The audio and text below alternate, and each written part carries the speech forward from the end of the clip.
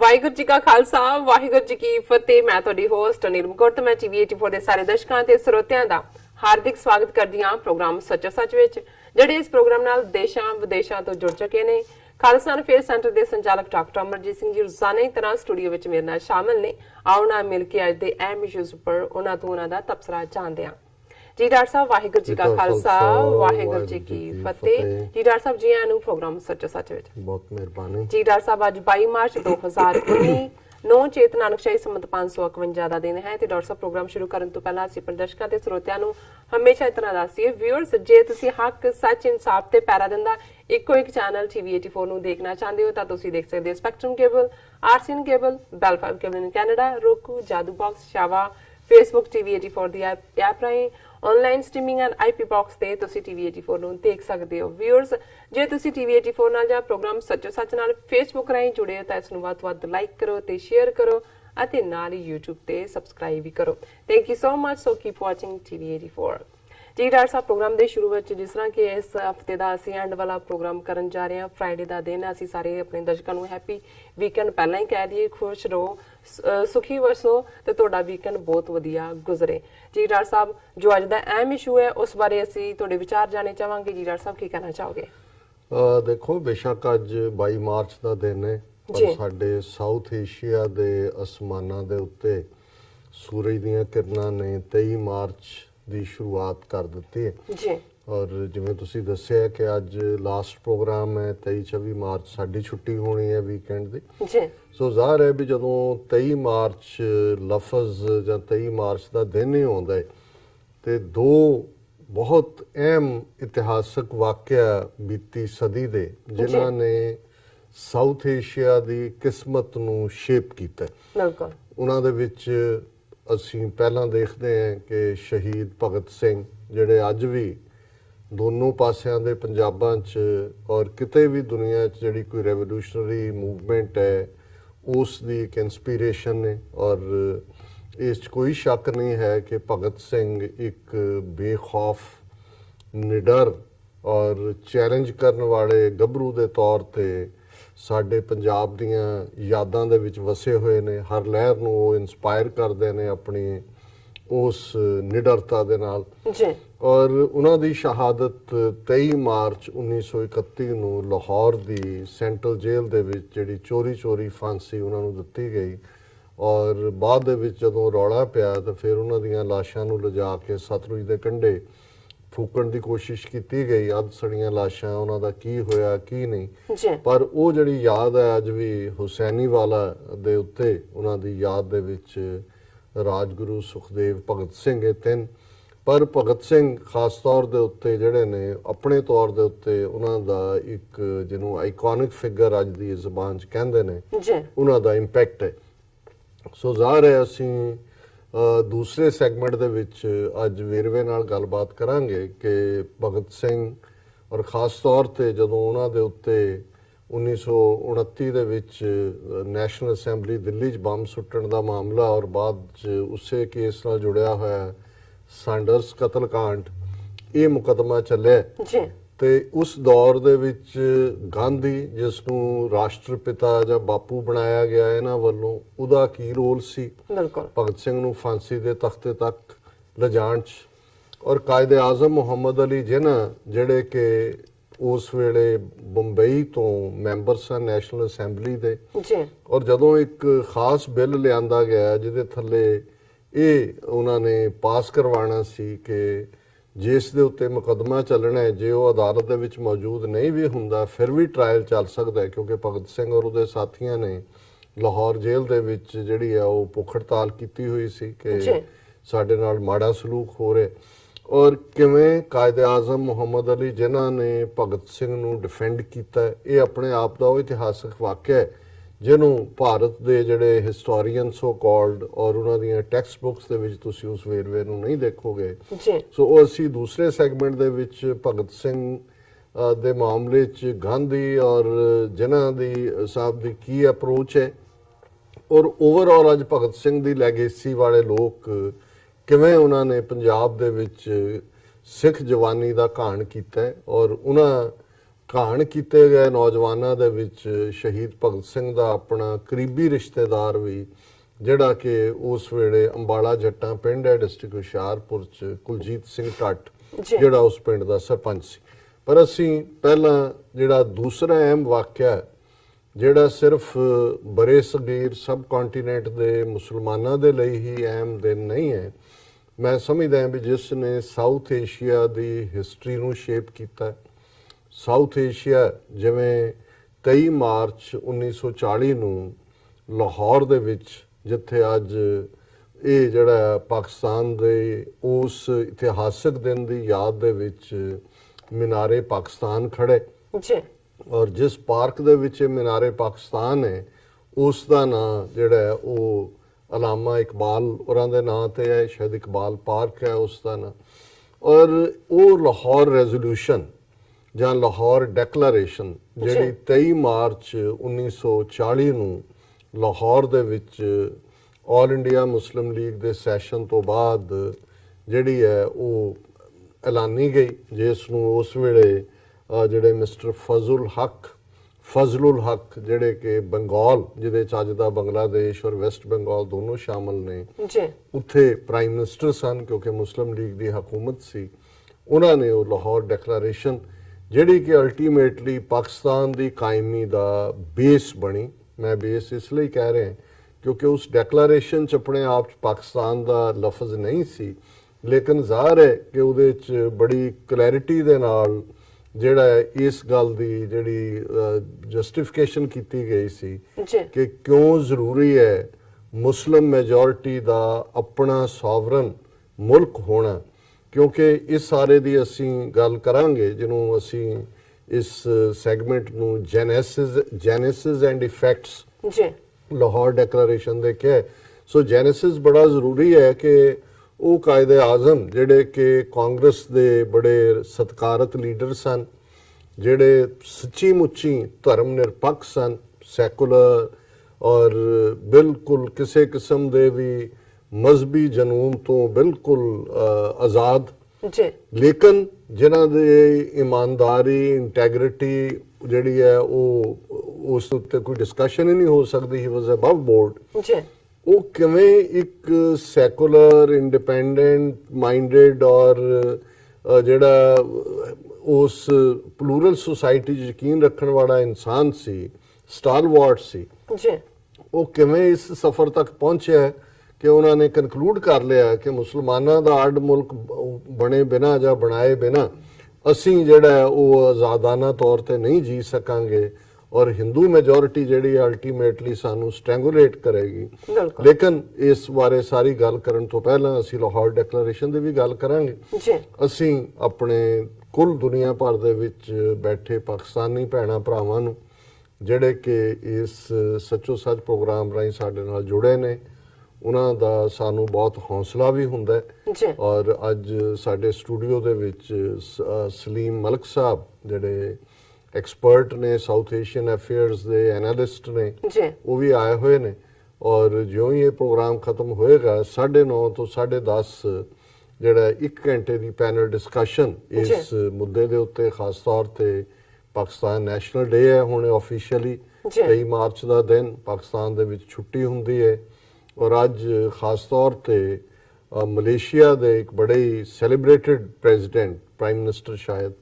ਜਿਨ੍ਹਾਂ ਨੇ ਮਲੇਸ਼ੀਆ ਨੂੰ ਜਿਹਨੂੰ ਕਹਿੰਦੇ ਨੇ ਫਰਸ਼ ਤੋਂ ਚੁੱਕ ਕੇ ਅਰਸ਼ ਤੇ ਖੜਿਆ। ਫਿਰ ਉਹ ਰਿਟਾਇਰ ਹੋ ਗਏ ਸਨ ਪਰ ਜਿਨ੍ਹਾਂ ਦੇ ਹੱਥ ਪਾਵਰ ਆਈ, ਉਹ ਕਰਪਟ ਸਿਸਟਮ ਹੋਇਆ, ਉਹ ਵਾਪਸ ਮੁੜੇ ਔਰ ਇਲੈਕਸ਼ਨਾਂ ਲੜ ਕੇ ਜਿੱਤੇ ਨੇ। ਉਹ ਅੱਜ ਪਾਕਿਸਤਾਨ ਦੇ ਵਿੱਚ ਨੇ, ਡਾਕਟਰ ਮੁਹਾਥਰ ਮੁਹੰਮਦ, ਔਰ ਇਹ ਬੜੀ ਟਾਵਰਿੰਗ ਪਰਸਨੈਲਿਟੀ ਹੈ। ਸਿੱਖਾਂ ਦੇ ਵੀ ਬੜੇ ਦੋਸਤ ਹਮਦਰਦ ਨੇ, ਹਮੇਸ਼ਾ ਹੀ ਐਡਮਾਇਰਿੰਗ ਨੇ। ਮਲੇਸ਼ੀਆ ਦੇ ਵਿੱਚ 2-3 ਲੱਖ ਸਿੱਖ ਵੀ ਵਸਦੇ ਨੇ, 200 ਤੋਂ ਜ਼ਿਆਦਾ ਗੁਰਦੁਆਰੇ ਨੇ ਔਰ ਸਿੱਖ ਉੱਥੇ 5ਵੀਂ ਜਨਰੇਸ਼ਨ ਹੈ। ਔਰ ਜਿਵੇਂ ਵਿਜ਼ਨ ਦੀ ਅਸੀਂ ਗੱਲ ਕਰਦੇ ਹਾਂ, ਜਿਵੇਂ ਡਾਕਟਰ ਮੁਹੱਤਰ ਮੁਹੰਮਦ ਦੀ ਵਿਜ਼ਨ ਨੇ ਮਲੇਸ਼ੀਆ ਜਿਹੜਾ ਕਿ ਕਿਵੇਂ ਅੰਗਰੇਜ਼ਾਂ ਦੀ ਕਾਲੋਨੀ ਔਰ ਸਿੰਗਾਪੁਰ ਨੂੰ ਬਾਅਦ 'ਚ ਤੋੜਿਆ 50s ਦੇ ਵਿੱਚ ਅੱਡ ਮੁਲਕ ਬਣਿਆ। ਸੋ ਉਹ ਪਾਕਿਸਤਾਨ ਦੇ ਇਸ ਸਪੈਸ਼ਲ ਡੇ ਦੇ ਉੱਤੇ ਪਾਕਿਸਤਾਨ ਆਏ ਹੋਏ ਨੇ। ਸੋ ਅਸੀਂ ਆਪਣੇ ਸਾਰੇ ਪਾਕਿਸਤਾਨੀ ਭੈਣਾਂ ਭਰਾਵਾਂ ਨੂੰ ਬਹੁਤ-ਬਹੁਤ ਮੁਬਾਰਕ ਦਿੰਦੇ, ਕਿਉਂਕਿ ਜਿੱਥੇ 23 ਮਾਰਚ ਦਾ ਦਿਨ ਪਾਕਿਸਤਾਨ ਦੇ ਲਈ ਇਸ ਗੱਲੋਂ ਅਹਿਮੀਅਤ ਰੱਖਦਾ ਹੈ ਕਿ ਇਹ ਲਾਹੌਰ ਡੈਕਲੇਰੇਸ਼ਨ ਅਲਟੀਮੇਟਲੀ ਪਾਕਿਸਤਾਨ ਤੱਕ ਉਹਨੇ ਲੀਡ ਕੀਤਾ ਔਰ ਵਿਦਨ 7 ਇਅਰਸ ਜਿਹੜਾ ਹੈ ਉਹ ਪਾਕਿਸਤਾਨ ਹੋਣ ਚ ਆਇਆ। ਉੱਥੇ 23 ਮਾਰਚ 1956 ਨੂੰ ਪਾਕਿਸਤਾਨ ਨੂੰ ਆਪਣਾ ਪਹਿਲਾ ਆਇਨ ਜਾਂ ਕਨਸਟੀਟਿਊਸ਼ਨ ਵੀ ਮਿਲਿਆ। ਇਹ ਵੱਖਰੀ ਕਹਾਣੀ ਹੈ ਕਿ ਫਿਰ ਉਸ ਸਾਰੇ ਚ ਕਿਵੇਂ ਹਿਕਅਪਸ ਹੋਏ, ਮਿਲਟਰੀ ਰੂਲ, ਫਿਰ ਸਿਵਿਲੀਅਨ ਰੂਲ, ਔਰ ਹੁਣ ਜਨਾਬ ਇਮਰਾਨ ਖਾਨ ਸਾਹਿਬ ਉਸੇ ਹੀ ਡੈਮੋਕ੍ਰੈਟਿਕ ਪ੍ਰੋਸੈਸ ਦੇ ਨਾਲ ਲੋਕਾਂ ਦਾ ਮੈਂਡੇਟ ਲੈ ਕੇ ਚੁਣ ਕੇ ਪ੍ਰਾਈਮ ਮਿਨਿਸਟਰ ਬਣੇ ਨੇ। ਸੋ ਅਸੀਂ ਸਮੁੱਚੇ ਆਪਣੇ ਪਾਕਿਸਤਾਨੀ ਭੈਣਾਂ ਭਰਾਵਾਂ ਨੂੰ ਅੱਜ ਦੇ ਦਿਨ ਦੀ ਮੁਬਾਰਕਬਾਦ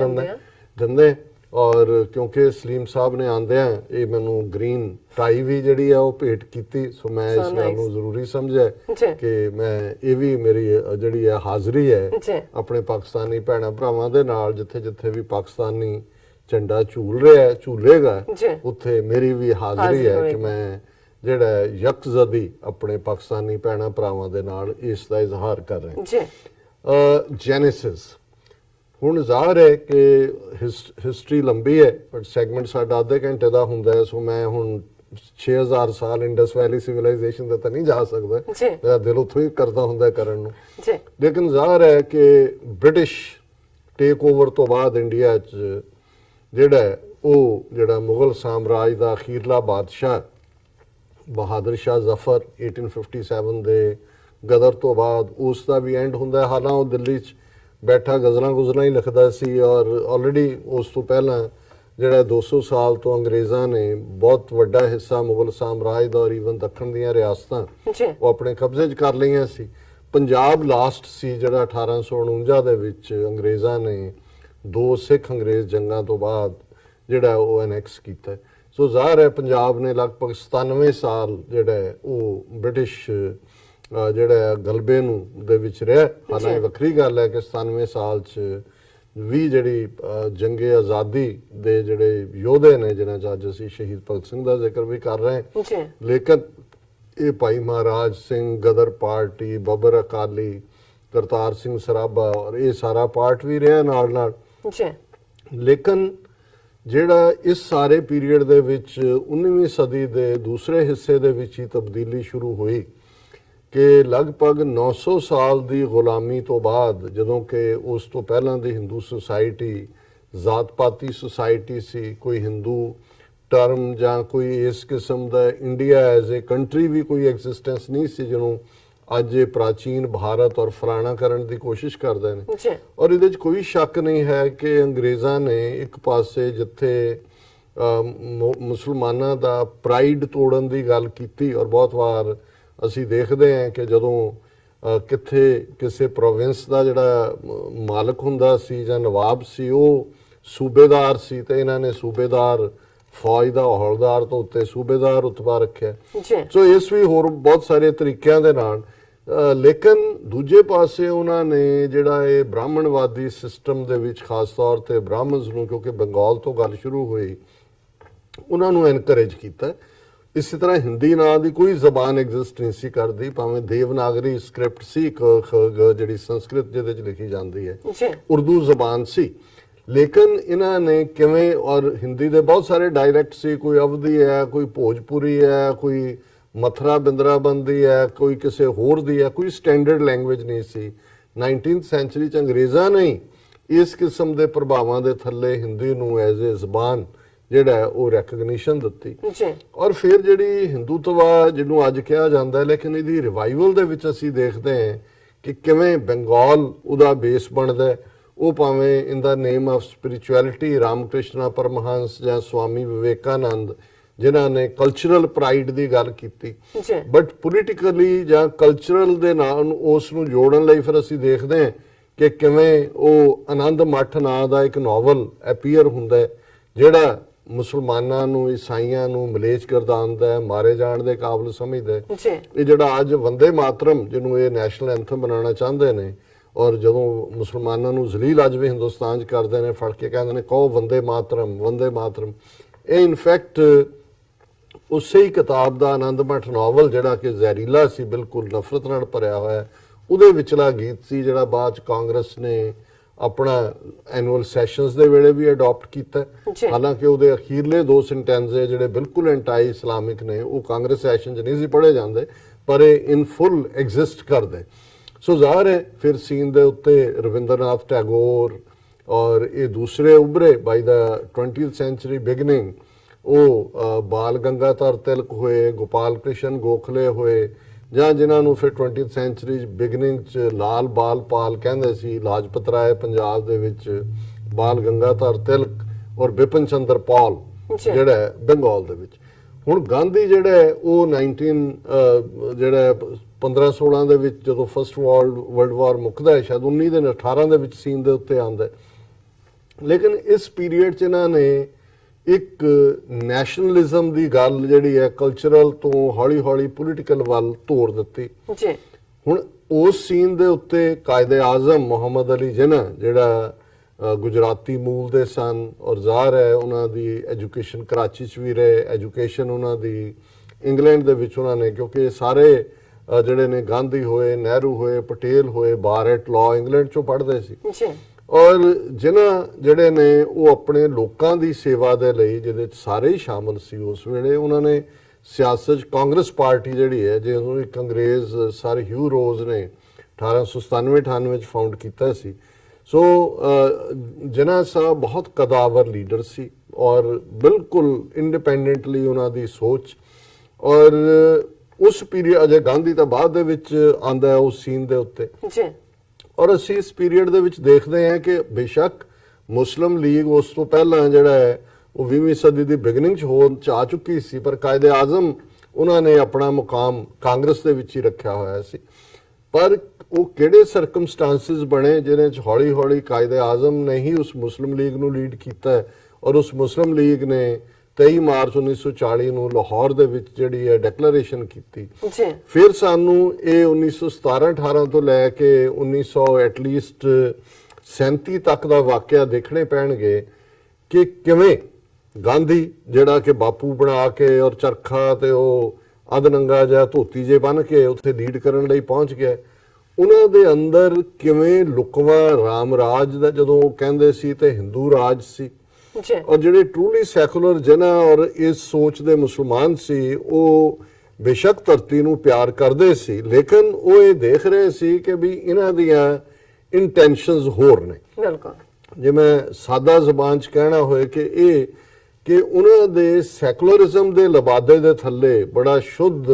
ਬਨਾਰਸੀ ਹਿੰਦੂ ਸੀ ਲੁਕਿਆ ਹੋਇਆ, ਔਰ ਉਹ ਇਹ ਚਾਹੁੰਦੇ ਸੀ ਕਿ ਅੰਗਰੇਜ਼ਾਂ ਤੋਂ ਜਦੋਂ ਜਾਨ ਛੁੱਟੇ ਤੇ ਅਸੀਂ ਵਾਪਸ ਜਿਹੜੀਆਂ ਹਿੰਦੂ ਵੈਲਿਊਜ਼ ਨੇ, ਕਿਉਂਕਿ ਉਹਨਾਂ ਨੂੰ ਅੰਗਰੇਜ਼ਾਂ ਦੀ ਗੁਲਾਮੀ ਵੀ ਜਿਹੜੀ ਹੈ ਉਹ ਤਾਂ ਨਹੀਂ ਸੀ ਐਕਸੈਪਟੇਬਲ, ਪਰ ਉਹਨਾਂ ਦੀ ਜਿਹੜੀ ਸਾਈਕੋ ਹਿਸਟਰੀ 'ਚ ਮੁਸਲਮਾਨਾਂ ਦਾ 900 ਸਾਲ ਦਾ ਰਾਜ ਉਹ ਵੀ ਉਹਨਾਂ ਨੂੰ ਬਾਦਰ ਕਰਦਾ ਸੀ, ਔਰ ਉਹ ਇਸ ਸਾਰੇ ਨੂੰ ਵਾਪਸ ਆਪਣੇ ਮੈਜੋਰਿਟੀ ਰੂਲ ਦੇ ਨਾਲ ਉਹਨਾਂ ਨੂੰ ਦੁਬੈਲ ਬਣਾ ਕੇ ਉਸ ਜਿਹੜਾ ਪਾਸਟ ਹਿਸਟਰੀ ਦੀ ਰੋਸ਼ਨੀ 'ਚ ਆਪਣਾ ਜਿਹੜਾ ਉਹ ਗਲਬਾ ਜਿਹੜਾ ਐਸਟੈਬਲਿਸ਼ ਕਰਨਾ ਚਾਹੁੰਦੇ ਸੀ। ਔਰ ਗਾਂਧੀ ਦੇ 2-3 ਫੈਕਟਰ ਜਿਹੜੇ ਅਸੀਂ ਬੜੀ ਕਲੀਅਰਲੀ ਦੇਖਦੇ ਹਾਂ, ਅੱਜ ਮੈਂ ਸਿੱਖ ਕੰਟੈਕਸਟ ਬਹੁਤੀ ਗੱਲ ਨਹੀਂ ਕਰਾਂਗਾ, ਕਿ ਕਿਵੇਂ ਗਾਂਧੀ ਨੇ ਈਵਨ ਇਹਦੇ ਲਈ ਜਦੋਂ ਖਿਲਾਫਤ ਮੂਵਮੈਂਟ ਚੱਲੀ, ਫਸਟ ਵਰਲਡ ਵਾਰ ਖਤਮ ਹੋਇਆ, ਆਟੋਮਨ ਐਮਪਾਇਰ ਦਾ ਐਂਡ ਹੋਇਆ, ਖਲੀਫਾ ਵਾਪਸ ਲਿਆਓ, ਸਾਊਥ ਇੰਡੀਆ ਦੇ ਵਿੱਚ ਮੂਵਮੈਂਟ ਚੱਲੀ। ਹੁਣ ਜਿਨ੍ਹਾਂ ਬੜੀ ਇਮਾਨਦਾਰੀ ਨਾਲ ਸਮਝਦੇ ਸੀ ਕਿ ਸਿਆਸਤ ਸਾਨੂੰ ਧਰਮ ਦੇ ਨਾਂ ਤੇ ਨਹੀਂ ਕਰਨੀ ਚਾਹੀਦੀ, ਔਰ ਜ਼ਾਹਰਾ ਤੌਰ ਦੇ ਉੱਤੇ ਜਿਹੜਾ ਇਹਦੇ ਨਾਲ ਸਾਡਾ ਕੋਈ ਖਲੀਫੇ ਆਟੋਮਨ ਐਮਪਾਇਰ ਦੇ ਕੋਈ ਚੁਣੇ ਹੋਏ ਨਹੀਂ ਸੀ ਜਾਂ ਲੋਕਾਂ ਦੀ ਨੁਮਾਇੰਦਗੀ ਵਾਲੇ ਨਹੀਂ ਸੀ, ਜਦੋਂ ਐਮਪਾਇਰ ਹੀ ਚਲਾ ਗਿਆ ਔਰ ਇਵਨ ਟਰਕੀ ਦੇ ਲੋਕਾਂ ਨੇ ਉਹਨੂੰ ਐਕਸੈਪਟ ਕਰ ਲਿਆ। ਲੇਕਿਨ ਗਾਂਧੀ ਜਿਹੜਾ ਬਹੁਤ ਚਾਲਬਾਜ਼ ਸੀ, ਉਹਨੂੰ ਇਹ ਨਜ਼ਰ ਆਇਆ ਕਿ ਭਾਰਤ ਦੇ ਮੁਸਲਮਾਨਾਂ 'ਚ ਆਪਣੀਆਂ ਜੜ੍ਹਾਂ ਲਾਉਣ ਦਾ ਵੇੜਾ, ਔਰ ਉਹਨੇ ਜਿਹੜੀ ਖਿਲਾਫਤ ਮੂਵਮੈਂਟ ਹੈ ਉਸ ਦੀ ਹਮਾਇਤ ਕੀਤੀ। ਦੂਸਰਾ, ਗਾਂਧੀ ਨੇ ਜਿਹੜਾ ਸੱਤਿਆਗ੍ਰਹਿ ਦੇ ਨਾਂ ਥੱਲੇ ਅਸਹਿਯੋਗ ਅੰਦੋਲਨ ਨਾਨ ਕੋਆਪਰੇਸ਼ਨ। ਜੀ ਹੁਣ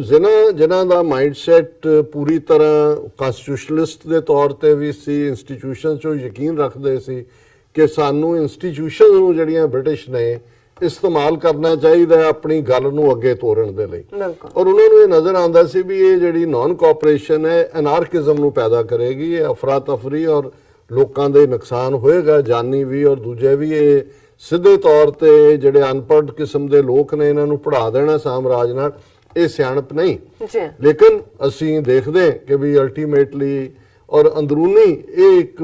ਜਿਹੜੇ ਸਿਧਾਂਤਕ ਰੀਜ਼ਨ ਸੀ ਕਿ ਹੌਲੀ ਹੌਲੀ ਕਾਇਦੇ ਆਜ਼ਮ ਜਿਹੜੇ ਨੇ ਉਹ ਪਾਸੇ ਹੁੰਦੇ ਚਲੇ ਗਏ ਕਾਂਗਰਸ ਤੋਂ, ਔਰ ਇਵੈਂਚੁਅਲੀ ਉਹੀ ਅਸੀਂ ਦੇਖਿਆ ਕਿ ਵੀ ਕੋਈ ਵੀ ਗਾਂਧੀ ਦੀ ਮੂਵਮੈਂਟ ਸੋ ਕਾਲਡ ਪੀਸਫੁਲ ਨਹੀਂ ਰਹੀ, ਔਰ ਕਿਵੇਂ ਬਾਅਦ ਦੇ ਵਿੱਚ ਇਹ ਸਾਰਾ ਹਿੰਦੂ ਰਾਜ ਦੇ ਵਿੱਚ ਅੱਜ ਤੱਕ ਕਲਮੀਨੇਟ ਹੋਇਆ। ਜੀ ਪਰ ਇਸ ਪੀਰੀਅਡ ਦੇ ਵਿੱਚ 1920s ਦੇ ਵਿੱਚ ਇੱਕ ਵੱਡੇ thinker, philosopher, poet Allama Iqbal ਜਿਹੜੇ ਸੀਨ ਦੇ ਉੱਤੇ ਉੱਭਰਦੇ ਨੇ, ਔਰ ਇਹ ਉਹੀ ਅਲਾਮਾ ਇਕਬਾਲ ਨੇ ਜਿਨ੍ਹਾਂ ਦਾ ਜਿਹੜਾ ਨਗਮਾ ਜਾਂ ਜਿਨ੍ਹਾਂ ਦਾ ਗੀਤ ਜਿਹੜਾ ਸਾਰੇ ਸਕੂਲਾਂ ਦੇ ਵਿੱਚ ਉਸ ਜ਼ਮਾਨੇ 'ਚ 20s ਦੇ ਵਿੱਚ ਪੜ੍ਹਿਆ ਜਾਂਦਾ ਸੀ, ਗਾਇਆ ਜਾਂਦਾ ਸੀ, ਸਾਰੇ ਜਹਾਂ ਸੇ ਅੱਛਾ ਹੈ ਹਿੰਦੁਸਤਾਨ ਹਮਾਰਾ, ਹਮ ਬੁਲਬੁਲੇ हैं इसकी ये गुलिस्तान हमारा। ਹੁਣ ਜ਼ਾਹਰ ਹੈ ਕਿ ਉਹ ਵੀ ਇੱਕ ਇਮਾਨਦਾਰ ਪਹੁੰਚ ਸੀ ਉਸ ਧਰਤੀ ਦੇ ਉੱਤੇ ਦੇਖਣ ਦੀ, ਲੇਕਿਨ ਵਕਤ ਦੇ ਨਾਲ ਉਹਨਾਂ ਨੇ ਵੀ ਜਦੋਂ ਹੋਰ ਕਲੋਜ਼ਲੀ ਔਰ ਖਾਸ ਤੌਰ ਤੇ ਯੂਰਪ 'ਚ ਜਦੋਂ ਇੰਗਲੈਂਡ 'ਚ ਆਏ, ਸ਼ਾਇਦ ਜਰਮਨ 'ਚ ਉਹਨਾਂ ਨੇ PhD ਕੀਤੀ ਔਰ ਵਰਲਡ ਹਿਸਟਰੀ ਔਰ ਉਸ ਸਾਰੇ ਕੰਟੈਕਸਟ ਨੂੰ ਦੇਖਿਆ, ਤੇ ਉਹਨਾਂ ਨੂੰ ਵੀ ਇਸ ਗੱਲ ਦੀ ਸਮਝ ਆਈ ਕਿ ਵੀ ਇਹ ਕਹਿਣ ਵਾਲੇ ਹੋਰ ਨੇ ਤੇ ਇਹਨਾਂ ਦੀਆਂ ਕਰਤੂਤਾਂ ਹੋਰ ਨੇ। ਫਿਰ ਉਹੀ ਅਲਾਮਾ ਇਕਬਾਲ ਕਹਿੰਦੇ ਨੇ, ਸ਼ਰਮ ਸੀ ਆਤੀ ਹੈ ਮੁਝਕੋ ਇਸਕੋ ਵਤਨ ਕਹਤੇ ਹੋਏ, ਕਿ ਇਹ ਵਤਨ ਹੈ ਕਿ ਜਿੱਥੇ ਇਸ ਕਿਸਮ ਦਾ ਪਾਰਟ ਹੈ। ਸੋ ਅਲਾਮਾ ਇਕਬਾਲ ਇਨਫੈਕਟ ਪਾਕਿਸਤਾਨ ਦੇ ਔਰ ਉਹ ਸਾਰੇ ਦੇ ਜਿਹੜੇ ਨੇ ਉਹਨਾਂ ਨੂੰ ਮੈਂ ਇਹ ਕਹਾਂਗਾ ਕਿ ਆਈਡੀਓਲੋਜੀਕਲ ਫਾਦਰ ਨੇ, ਔਰ ਉਸ ਦੇ ਉੱਤੇ ਜਿਹੜੀ ਇਮਾਰਤ ਉਹ ਸਾਰੀ, ਔਰ ਅਲਾਮਾ ਇਕਬਾਲ ਦਾ ਬਹੁਤ ਜਿਹੜਾ ਜ਼ਬਰਦਸਤ ਇਨਫਲੂਐਂਸ ਕਾਇਦੇ ਆਜ਼ਮ ਤੇ ਹੋਇਆ। ਇੱਕ ਸਟੇਜ ਤੋਂ ਇੰਗਲੈਂਡ ਵੀ ਆ ਕੇ 2 ਸਾਲ ਸ਼ਾਇਦ ਰਹੇ, ਫਿਰ ਉਹਨਾਂ ਨੇ ਉਹਨਾਂ ਨੂੰ ਚਿੱਠੀਆਂ ਲਿਖੀਆਂ ਲਗਾਤਾਰਤਾ ਨਾਲ ਕਿ ਆਓ ਆਪਣੇ ਲੋਕਾਂ ਨੂੰ ਲੀਡ ਕਰੋ, ਤੁਹਾਡੇ ਬਿਨਾਂ ਕੋਈ ਹੋਰ ਨਹੀਂ। ਸੋ ਇਹ ਇੱਕ ਜਿਹੜਾ ਪਾਰਟ ਹੈ, ਔਰ ਜਦੋਂ ਅਸੀਂ ਦੇਖਦੇ ਹਾਂ ਕਿ ਫਿਰ ਮੁਸਲਿਮ ਲੀਗ 'ਚ ਕਾਇਦੇ ਆਜ਼ਮ ਦਾ ਆਣਾ ਔਰ ਜਿਹੜੀਆਂ ਵੱਡੀਆਂ ਚੇਂਜਸ ਉਸ ਪੀਰੀਅਡ 'ਚ ਹੋਈਆਂ, ਉਹਨਾਂ ਦੇ ਵਿੱਚ 1935 ਦਾ ਜਿਹੜਾ ਰਿਪਰੈਜ਼ੈਂਟੇਸ਼ਨ ਐਕਟ ਸੀ ਜਿਹਦੇ ਥੱਲੇ ਸੈਪਰੇਟ ਇਲੈਕਟੋਰੇਟ ਉਸ ਤੋਂ ਪਹਿਲਾਂ ਹੀ ਮੰਨ ਲਿਆ ਗਿਆ ਸੀ, ਮੁਸਲਮਾਨਾਂ ਦੀ ਆਪਣੀ ਹੋਂਦ ਬਣੀ, ਉਹ ਆਪਣੀਆਂ ਵੋਟਾਂ ਨਾਲ ਆਪਣੇ ਨੁਮਾਇੰਦੇ ਚੁਣਦੇ ਸੀ, ਔਰ ਸਿੱਖਾਂ ਨੂੰ ਵੀ ਐਡਵਾਂਟੇਜ ਸੀ ਕਿ ਸਿੱਖਾਂ ਦਾ ਵੀ ਸੈਪਰੇਟ ਇਲੈਕਟੋਰੇਟ ਸੀ ਕਿ ਅਸੀਂ ਹਿੰਦੂਆਂ ਦਾ ਹਿੱਸਾ ਨਹੀਂ ਹੈ, ਮੁਸਲਮਾਨ ਵੀ ਹਿੰਦੂਆਂ ਦੇ ਉਸ ਗ੍ਰਿਪ 'ਚੋਂ ਟੁੱਟੇ, ਔਰ ਜ਼ਾਹਰਾ ਤੌਰ ਦੇ ਉੱਤੇ ਜਿਹੜਾ ਉਸ 'ਚੋਂ ਜਿਹੜਾ ਉਹਨਾਂ ਦੀ ਆਪਣੀ ਹੋਂਦ ਦੀ ਜਿਹੜੀ ਗੱਲ ਸੀ ਕਿ ਅਸੀਂ ਇੱਕ ਸੈਪਰੇਟ ਹੈ, ਉਹ ਹੋਈ ਐਸਟੈਬਲਿਸ਼। ਹੁਣ ਜਿਹੜਾ ਰਿਪਰੈਜ਼ੈਂਟੇਟਿਵਸ ਐਕਟ ਪੀਪਲ ਸੀ ਉਹਦੇ ਥੱਲੇ ਜਿਹੜੀਆਂ ਚੋਣਾਂ 1936 ਦੇ ਐਂਡ 'ਚ ਹੋਈਆਂ, ਔਰ ਜਿਹੜੀ ਗੱਲ ਨੇ ਇਨਫੈਕਟ 1940 ਦੇ ਰੈਜ਼ੋਲੂਸ਼ਨ ਨੂੰ ਫਾਈਨਲੀ ਲਿਆਂਦਾ, ਮੈਂ ਸਮਝਦਾ ਕਿ 1937 ਤੋਂ 1929 ਤੱਕ 2 ਸਾਲ, ਕਿਉਂਕਿ ਜਦੋਂ ਚੋਣਾਂ ਹੋਈਆਂ ਭਾਰਤ ਦੇ 8 ਪ੍ਰੋਵਿੰਸ ਸੀ ਮੇਨ,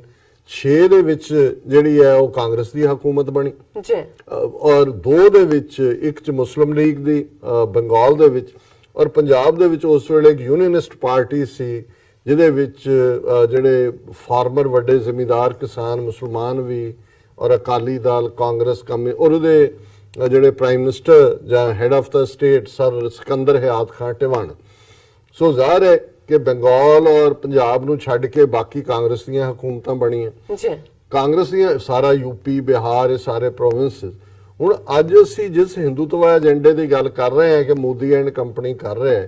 ਇਹਦੀ ਝਲਕ ਇਹਨਾਂ 2 ਸਾਲਾਂ ਦੇ ਵਿੱਚ 1937 ਤੋਂ 1939 ਦੇ 2 ਸਾਲਾਂ ਦੇ ਵਿੱਚ ਹੀ ਨਜ਼ਰ ਆਈ ਦੇਖਣ 'ਚ, ਜਦੋਂ ਕਿ ਸਟੇਟ ਬਿਲਡਿੰਗਾਂ ਦੇ ਉੱਤੇ ਤਿਰੰਗਾ ਲਹਿਰਾਣਾ ਸ਼ੁਰੂ ਕਰ ਦਿੱਤਾ ਉਹਨਾਂ ਨੇ। ਹਾਲਾਂਕਿ ਉਹ ਕੋਈ ਮੁਸਲਿਮ ਲੀਗ ਜਾਂ ਮੁਸਲਮਾਨਾਂ ਜਾਂ ਸਿੱਖਾਂ ਨੇ ਵੀ ਕੋਈ ਸੈਂਕਸ਼ਨ ਨਹੀਂ ਸੀ ਕੀਤਾ ਹੋਇਆ। ਫਿਰ ਅਸੀਂ ਵੰਦੇ ਮਾਤਰਮ ਜਿਹੜੇ ਕਾਂਗਰਸ ਦੇ ਰੂਲ ਵਾਲੀਆਂ ਸਟੇਟਾਂ ਸੀ 6-8 ਚੋਂ, ਉਹਦੇ 'ਚ ਵੰਦੇ ਮਾਤਰਮ ਗਾਇਆ ਜਾਣ ਲੱਗਾ। ਫਿਰ ਵਿਦਿਆ ਮੰਦਰ ਸਕੀਮ ਉਹਨਾਂ ਨੇ ਲਿਆਂਦੀ ਮਦਨ ਮੋਹਨ ਮਾਲਵੀਆ ਦੇ ਥੱਲੇ, ਔਰ ਵਰਦਾ ਸਕੀਮ ਐਜੂਕੇਸ਼ਨ ਦੀ ਜਿਹੜੀ ਬਿਲਕੁਲ ਹਿੰਦੂ ਥੌਟ ਦੀ ਡੋਮੀਨੈਂਟ ਸੀ, ਔਰ ਇਸ ਸਭ ਨੂੰ ਮੁਸਲਿਮ ਲੀਗ ਨੇ ਕਿਹਾ ਵੀ ਇਹ ਐਟਰੋਸਿਟੀਜ਼ ਨੇ ਕਾਂਗਰਸ ਦੀਆਂ, ਔਰ ਮੁਸਲਮਾਨਾਂ ਨੂੰ ਰਿਅਲਾਈਜ਼ ਹੋਇਆ ਵੀ ਅਜੇ ਤਾਂ ਅੰਗਰੇਜ਼ ਬੈਠੇ ਨੇ, ਅਸੈਂਬਲੀਆਂ ਦੀ ਕੋਈ ਬਹੁਤ ਵਕਤ ਨਹੀਂ, ਤੇ ਅੱਜ ਇਹ ਕਰ ਰਹੇ ਨੇ, ਜਦੋਂ ਇਹਨਾਂ ਦੇ ਹੱਥ ਪੋਲੀਟੀਕਲ ਪਾਵਰ ਆਏਗੀ ਫਿਰ ਗੱਲ ਕਿੱਧਰ ਨੂੰ ਜਾਏਗੀ। ਸੋ ਜ਼ਾਹਿਰ ਹੈ ਕਿ ਇਸ ਸਾਰੇ ਚੋਂ ਫਿਰ ਇਹ 2-3 ਦਿਨ ਦਾ ਜਿਹੜਾ ਸੈਸ਼ਨ ਲਾਹੌਰ 'ਚ ਹੋਇਆ, ਆਲ ਇੰਡੀਆ ਕਾਂਗਰਸ ਕਮੇਟੀ ਨੇ, ਮੁਸਲਿਮ ਲੀਗ ਕਮੇਟੀ ਨੇ, ਆਲ ਇੰਡੀਆ ਕਾਂਗਰਸ ਕਮੇਟੀ ਵਾਲੇ ਆਪਣਾ ਕੰਮ ਲੱਗੇ ਹੋਏ ਸੀ। ਉਹ ਤਾਂ ਸਮਝਦੇ ਸੀ ਕਿ ਵੀ ਅਸੀਂ ਜੇ 6 ਪ੍ਰੋਵਿੰਸ ਦੱਬ ਲਏ ਨੇ, ਅੱਗੋਂ ਕਿੰਨਾ ਕੁ ਨੂੰ ਰੈਜ਼ਿਸਟ ਕਰਨਗੇ। ਔਰ ਇਸ ਸਾਰੇ ਚੋਂ ਜਿਹੜਾ ਕਨਸੈਪਟ ਪਾਕਿਸਤਾਨ ਦਾ ਨਿਕਲਦਾ ਔਰ ਉਸ ਰੈਜ਼ੋਲੂਸ਼ਨ ਦਾ ਵਿੱਚ 3-4 ਉਹਦੇ ਨੁਕਤੇ ਨੇ, ਲੇਕਿਨ ਜਿਹੜਾ ਮੇਨ ਪਾਰਟ ਇਹ ਸੀ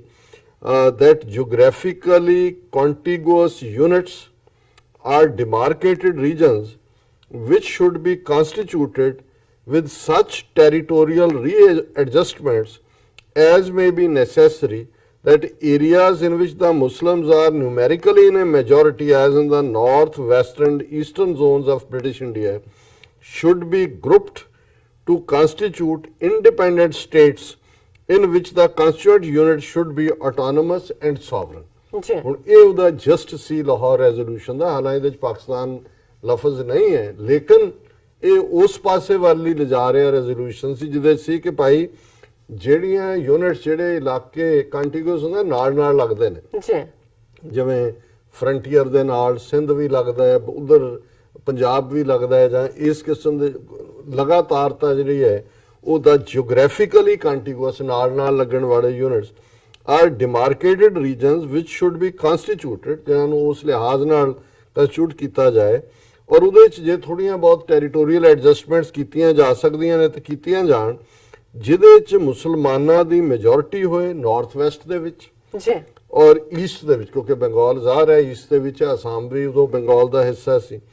ਔਰ ਇੰਡੀਆ ਜਿਹੜਾ ਹੈ ਉਹ ਇੰਡੀਪੈਂਡੈਂਟ ਸਟੇਟਸ ਦੇ ਵਿੱਚ ਉਸ ਦੀ ਗਰੁੱਪਿੰਗ ਹੋਏ, ਔਰ ਉਹ ਜਿਹੜੀਆਂ ਯੂਨਿਟਸ ਬਣਨ ਈਸਟ ਔਰ ਵੈਸਟ ਦੀਆਂ, ਉਹ ਆਟੋਨੋਮਸ ਹੋਣ ਔਰ ਸਾਵਰਨ ਹੋਣ, ਖੁਦ ਮੁਖਤਾਰ ਹੋਣ, ਔਰ ਉਹਨਾਂ ਦੇ ਉੱਤੇ ਕਿਸੇ ਦੀ ਵੀ ਜਿਹੜੀ ਹੈ ਉਹ ਸਿੱਕਦਾਰੀ ਨਾ ਹੋਏ, ਉਹ ਸਾਵਰਨ ਹੋਣ। ਸੋ ਜ਼ਾਹਿਰ ਹੈ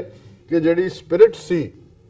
ਉਹ ਇਹੀ ਸੀ ਕਿ ਦੱਸ ਦਿੱਤਾ ਸੀ ਇਹਨਾਂ ਨੂੰ ਕਿ ਵੀ ਹੁਣ ਜਿਹੜਾ ਸਾਡਾ ਤੁਹਾਡੇ ਨਾਲ ਗੁਜ਼ਾਰਾ ਨਹੀਂ ਹੋਣਾ। ਹਾਲਾਂਕਿ ਇਸ ਰੈਜ਼ੋਲੂਸ਼ਨ ਦੀਆਂ ਡਿਫਰੈਂਟ ਇੰਟਰਪ੍ਰੀਟੇਸ਼ਨਸ ਵੀ ਹੁੰਦੀਆਂ ਨੇ,